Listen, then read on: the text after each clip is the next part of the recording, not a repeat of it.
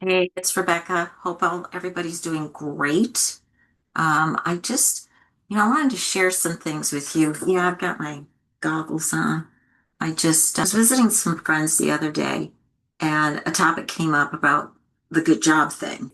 People are just saying it, and we've got new teachers coming in, and they just are ingrained with this. It's still around, and honestly, it's really hard to stop saying it.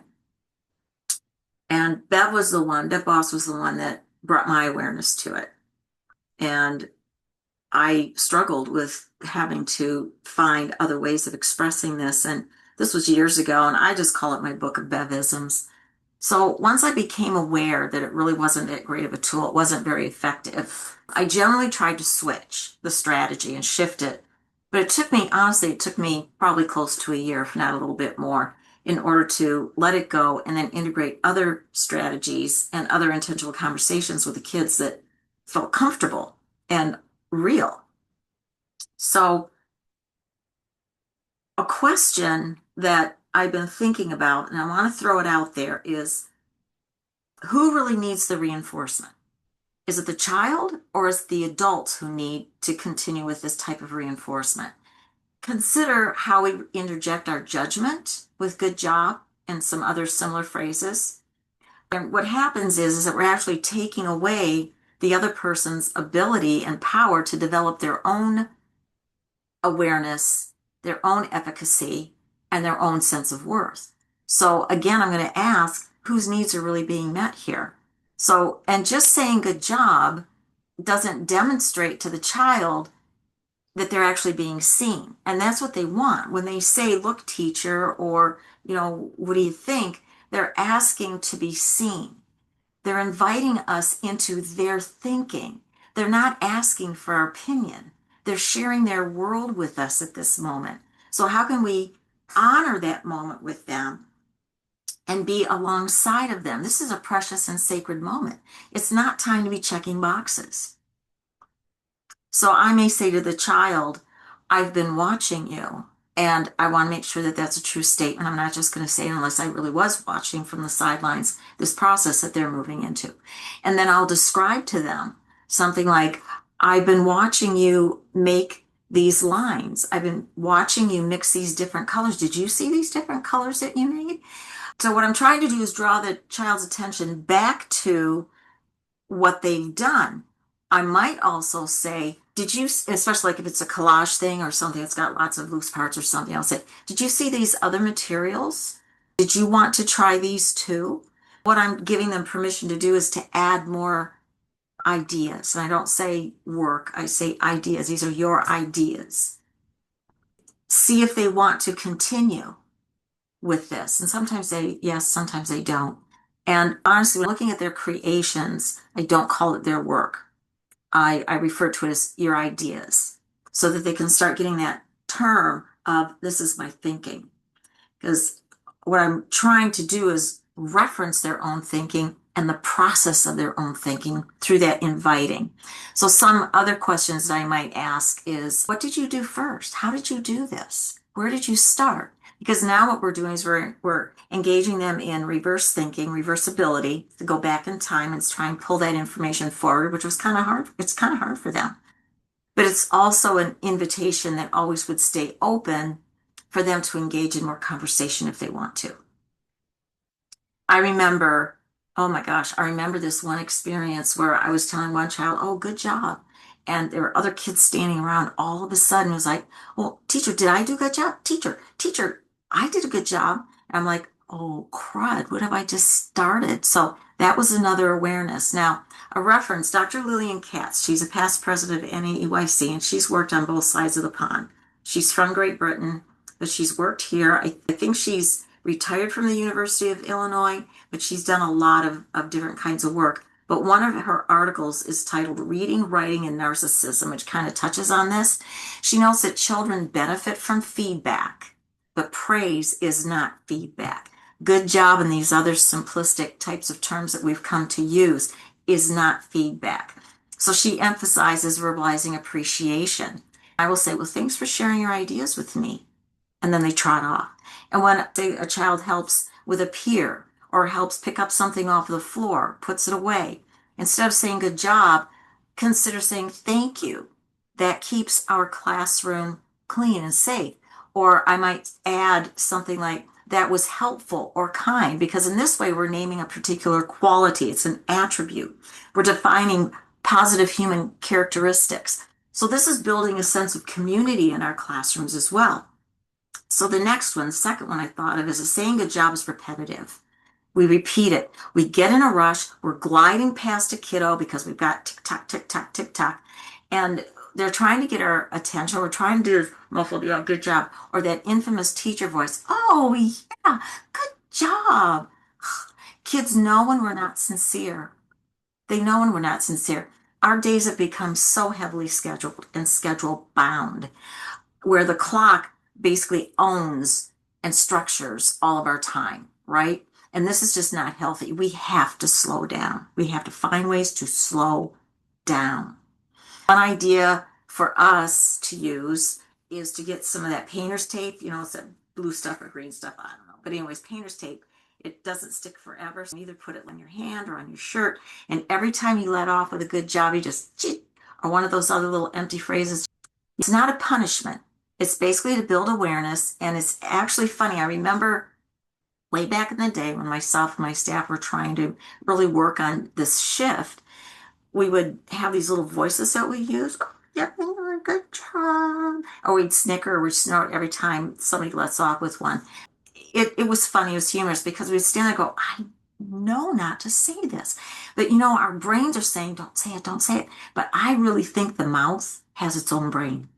Because all of a sudden it's like, boop. And like I said, I'm just standing there going, I can't believe I just said that.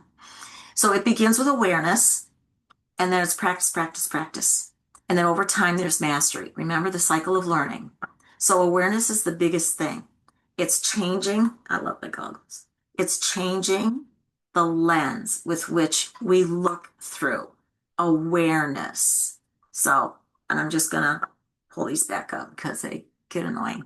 It builds knowledge that there are better ways to do something, different strategies, and genuine noticing cannot be overemphasized. We really want to demonstrate to the children that we are noticing who they are in that moment and what they're doing. This is vital for them.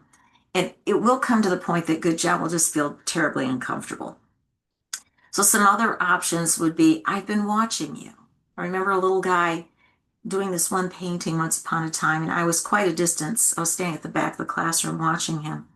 And he did this remarkable thing. And he was in that zone, that very deep, concentrated zone, which you never want to interrupt. More on that another time. But as he finished, he set down the brush, and he had been working feverishly on this thing. Turned around looking for someone, saw me way in the back and yelled, "Hey, teacher, look." And I'm like, I've been noticing you. I actually was photographing the process. And I walked up to him, and then we started this conversation about, how did you start that? What did you do first? And then big conversation about all these things that he had done. That is noticing. That is noticing. It builds huge relationships with the kids. Again, it draws their attention back to their thinking. And what some of the practitioners, teachers that I've had conversations with lately have commented on children not being able to notice stuff around them. And let's understand that this generation of children have lots and lots of distractions in their lives right now, visually, auditorily, and they are egocentric. So for us to bring them back to themselves with a caring adult is huge, and it builds, again, big relationships. And the other one, the third one that I thought about, was saying good job could stop a child from moving forward and actually trying out other ideas or changing something. So when you say good job, it's almost like a period at the end of the sentence. And going back to that thought of offering more materials invites them to move forward and play more on their own ideas. It gives them permission to change their ideas if they want. And sometimes what I'll do is, if I see that they're going to move forward and do some more stuff on it, use some more ideas, I'll say, come and find me when you're done. I want to see it. I'm interested in what else you do. And then I act on that. remember that kids aren't really crossing the midline right now. So I see a lot at the easel, or some kids, especially the younger ones, might just paint on one side of a piece of paper. Um, and so when they're saying, "Look, teacher," and I'm coming to see, and I'll say, "Oh, da, da, da, da, da, and this and this," and I'll say, "Did you see that you just painted on one side of this paper? Did you see the space over here? You don't have any ideas over here. Did you want to put some ideas over here?" And sometimes it's yes, and sometimes it's no. Or are you finished? So this empowers the child to, again, to proceed on some more ideas. And the other one is, these praise phrases are very short. There's a very short-term experience. And it's been noticed that they can also become really addictive because they can't move forward or do anything without the adult saying, "Good job." Alfie Kohn, Kohn, refers to this creating praise junkies. And he says, "To be sure, not every use of the phrase is a calculated tactic to control children's behaviors. Sometimes we compliment kids just because we're genuinely pleased by what they've done. Even then, however, it's worth looking more closely. Rather than bolstering a child's self-esteem, praise may increase kids' dependence on us."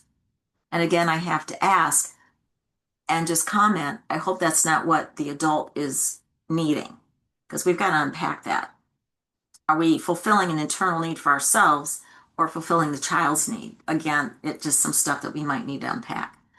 So the more we say, "Oh, I like the way," or we're just out there doing that good jobbing, more kids come to rely on our evaluation and our judgment.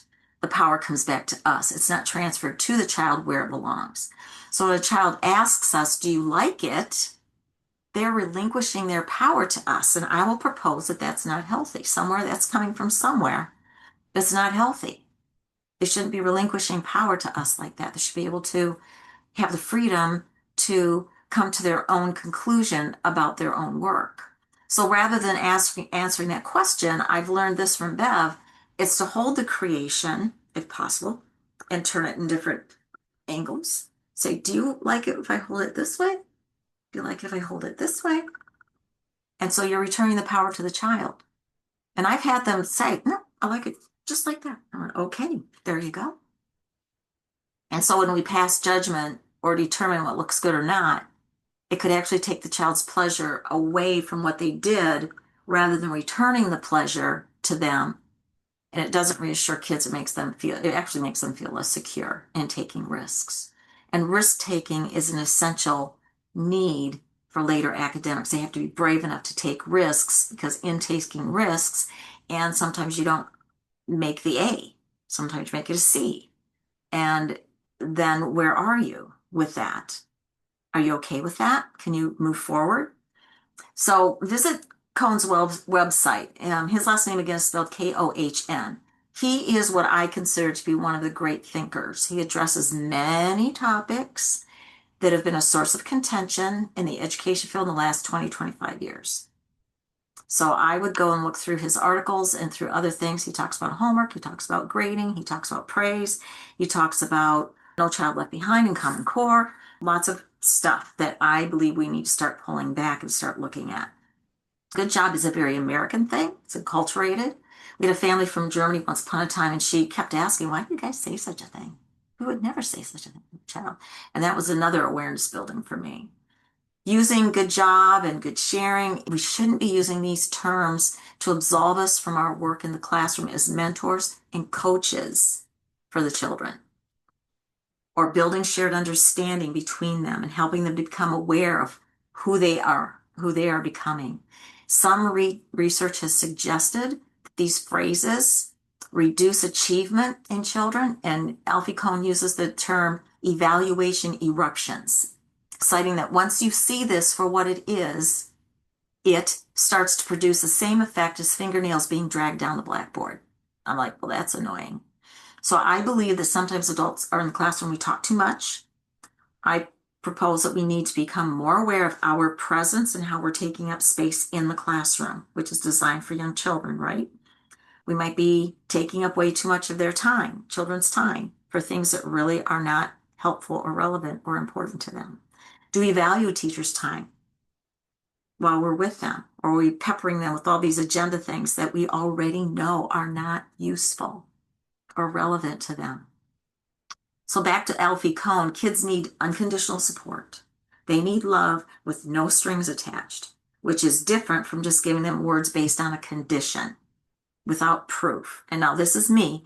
When only a few kids are gifted with the good jobs and those other phrases, and then there's another group that they're not gifted as much, and they know this, you better believe that they see it, they notice it.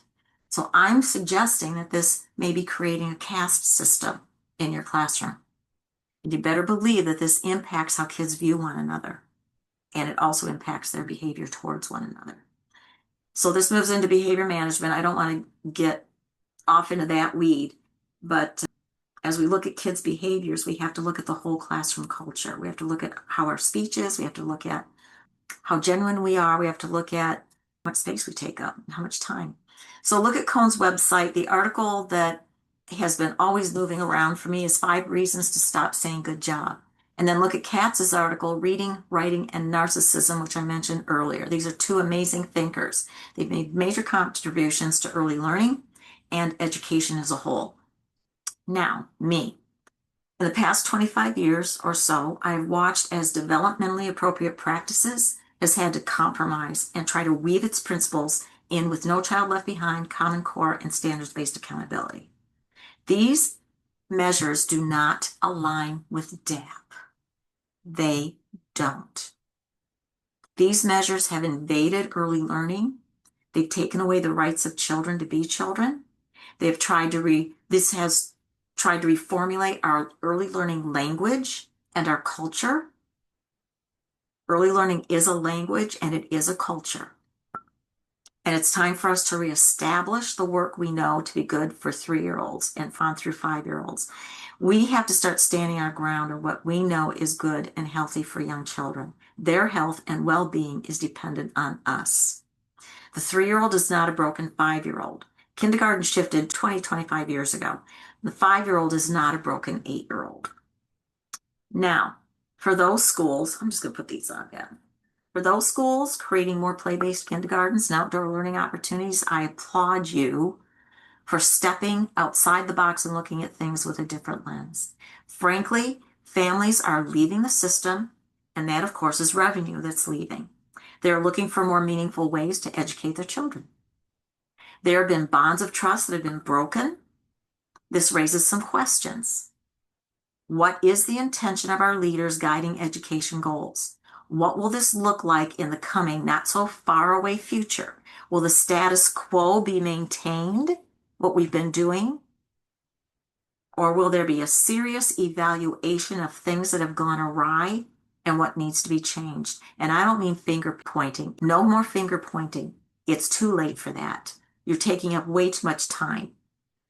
We may want to ask some of our great thinkers who have been shoved out of the conversations early on to come back. And we've got the theoretical underpinnings to prove everything we've said. And now the science, after 25 years, we've got even more science that backs up developmentally appropriate practices and what we know is good, such as play. I'm Rebecca Tree. I am an unapologetic early learning geek and research junkie, and I always will be. Till next time, see you later.